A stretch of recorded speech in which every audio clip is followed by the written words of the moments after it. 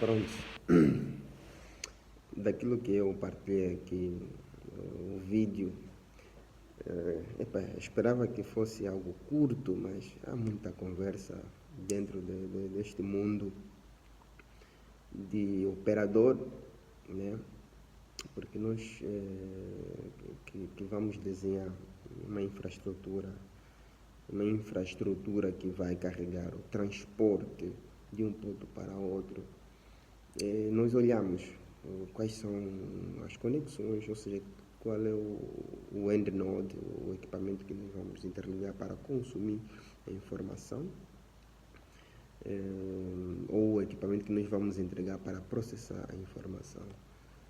No caso das operadoras móveis, nós temos os equipamentos que estão no site, né? Aquela infraestrutura do RAN que fica aí física.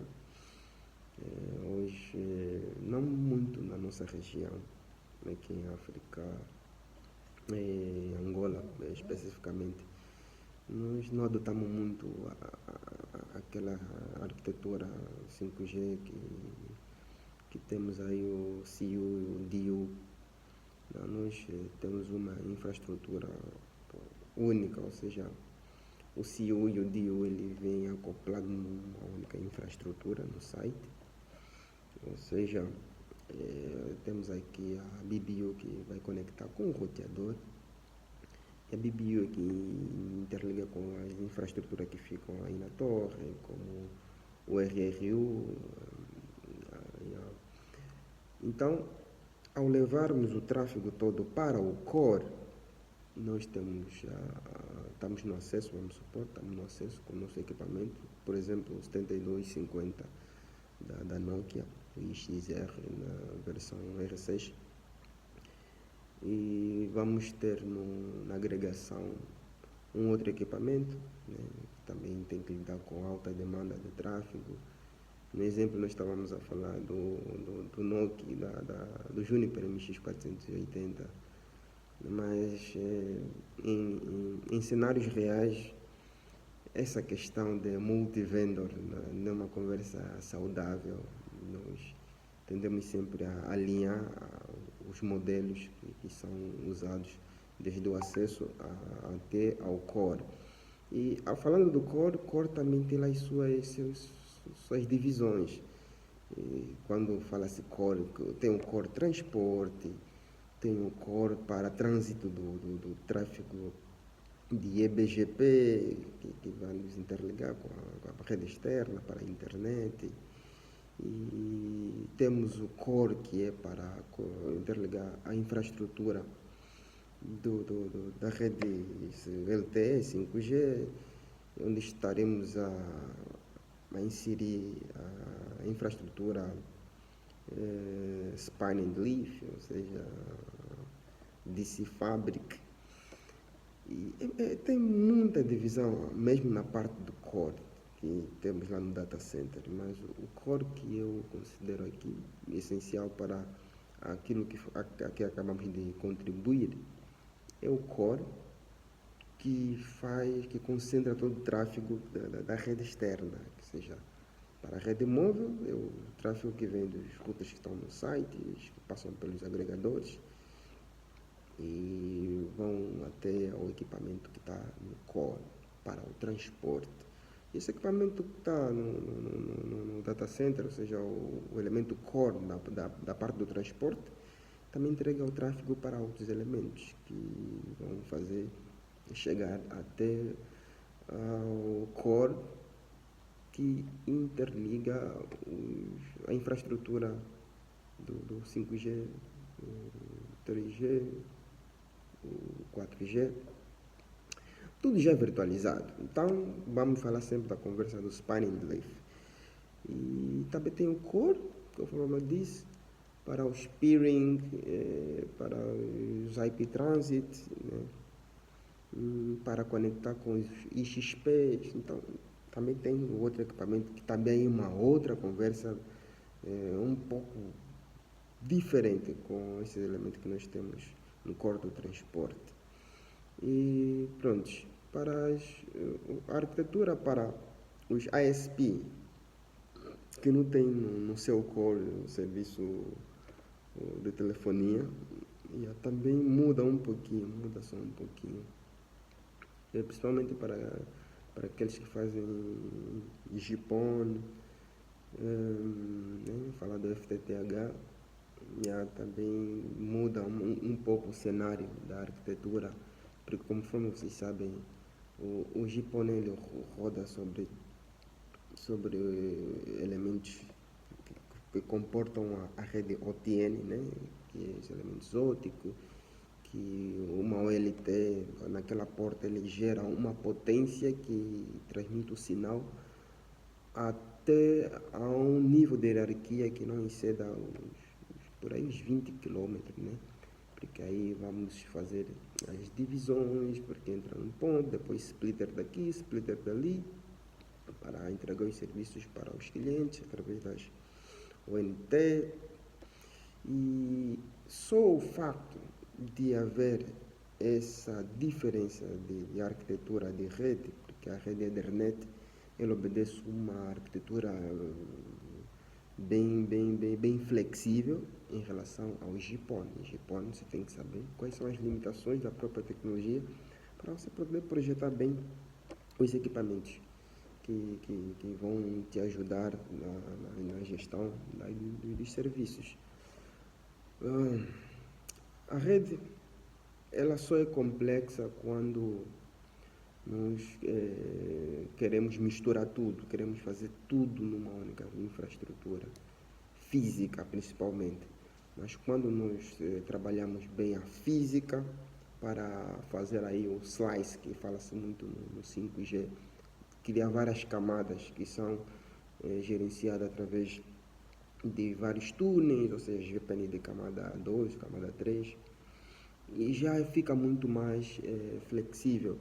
E em cada camada, aí vamos implementar as redes que nós estamos a gerenciar. Ou como é que são conectadas essas outras redes a nível do overlay, através dos equipamentos que fazem o transporte. Temos um router lá na borda, vamos conectar para um outro equipamento que vai usar uma porta 10 GB, 100 GB daquele router, mas a entregar uma outra camada de comunicação, que seja a tal rede móvel, ou seja, estamos a entregar um serviço puramente internet, seja para os provedores ISP, e aí a nossa rede vai se tornando uma coisa bonita de se gerenciar, porque nós sabemos que cada coisa está a trabalhar numa camada bem separada, uma VPN daqui, uma VPN dali. Então, o segredo é sempre a infraestrutura física que você coloca em operação. E principalmente a questão do sincronismo, porque principalmente para uma infraestrutura onde passa as conexões de transação,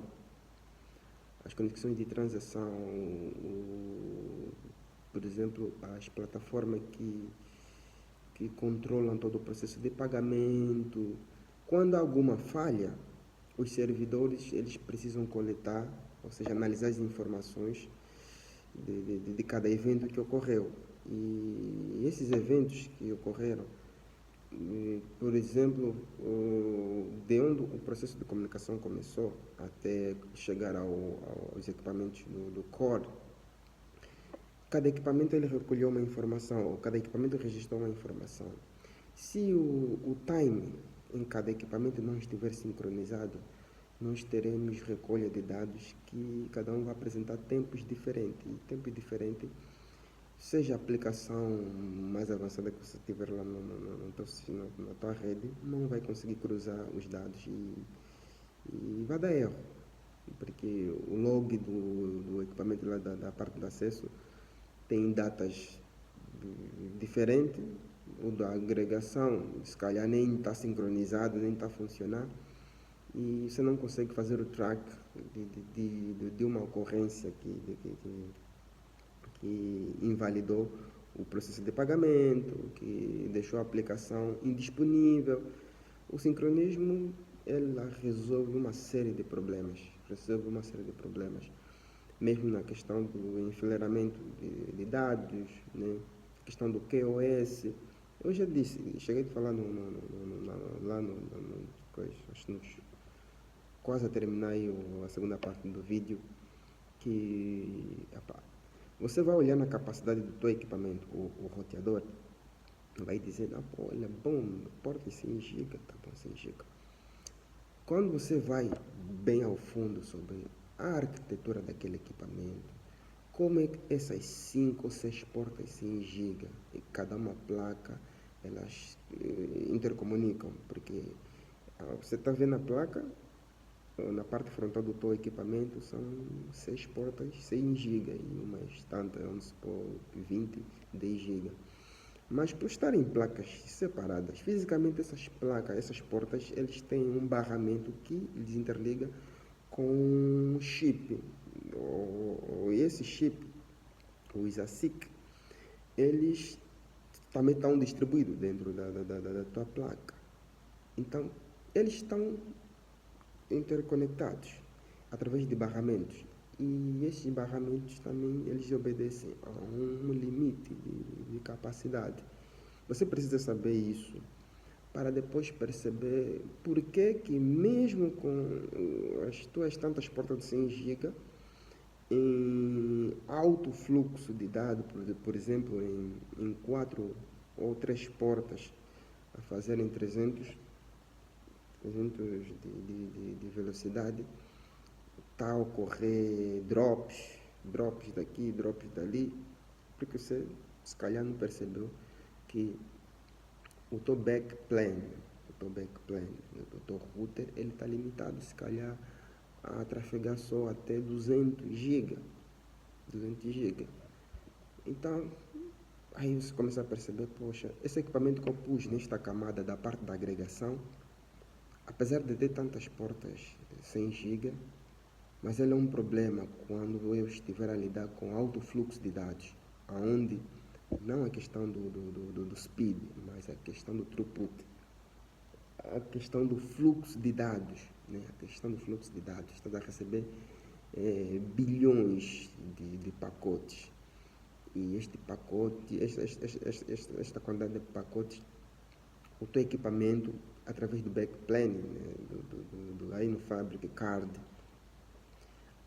a parte da comutação já está a atingir o limite, porque a quantidade de pacotes que você recebe supera a capacidade de comutação do teu equipamento. Uau! Então, quando você começa a perceber esse tipo de coisa, você começa a saber projetar a tua infraestrutura, principalmente na parte de agregação e do core, e também entendendo a natureza da tua rede. Se você é um provedor de trânsito, aí o rigor é muito mais alto.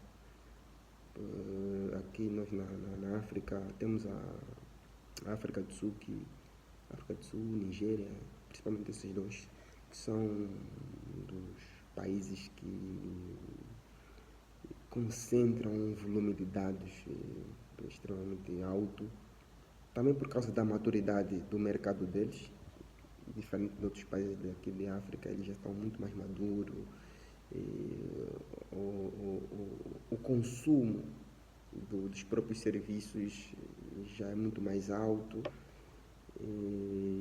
e também eles conseguiram atrair os grandes players, as big tech, colocarem os seus CDNs, sua infraestrutura naquela região, para também facilitar a própria mobilidade, o próprio tráfego, porque em vez de nós, nessa parte da região da África Austral, irmos até a Europa, na parte da América, e acessar os servidores que também produzem os conteúdos para nos acessar, eles conseguiram trazer nessa parte do continente Então já fica muito mais prático para nós e ganhos a nível de latência e também para acessar alguns serviços críticos, muito bom, porque não ficaríamos muito dependentes das infraestruturas de cabos submarinos que têm que atravessar o continente, porque há acidentes que vão ocorrer, cortes, e quando isso ocorre,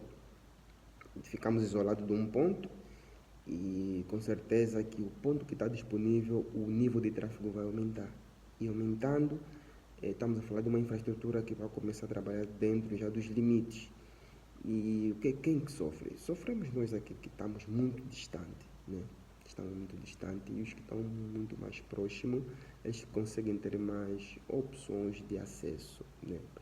E tendo esses elementos presentes aqui na África, distribuídos na África do Sul, na Nigéria, e esses países também têm outros acessos a nível de infraestrutura submarina que lhes permite ter múltiplos caminhos. Se nós, de um lado, o cabo que alimenta a nossa região tiver com falha, provavelmente o deles vai estar bem. E não só isso, a infraestrutura deles consegue fazer o feeding, né? Consumir ou atualizar as suas bases de informações através dos CDNs primários e nós conseguir, através de infraestrutura, muitas das vezes terrestres, né? Porque as conexões internacionais nem são todas elas submarinas, também são terrestres. E aí nós conseguimos se comunicar com outros parceiros que estão na nossa região e termos a nossa rede a funcionar bem. É um mundo de muita coisa, mas vamos percebendo aos poucos. Vamos percebendo aos poucos. Então, essa é outra parte que eu queria adicionar aqui. E para os próximos vídeos, procurarei ser um pouco mais curto nas minhas abordagens. Obrigado.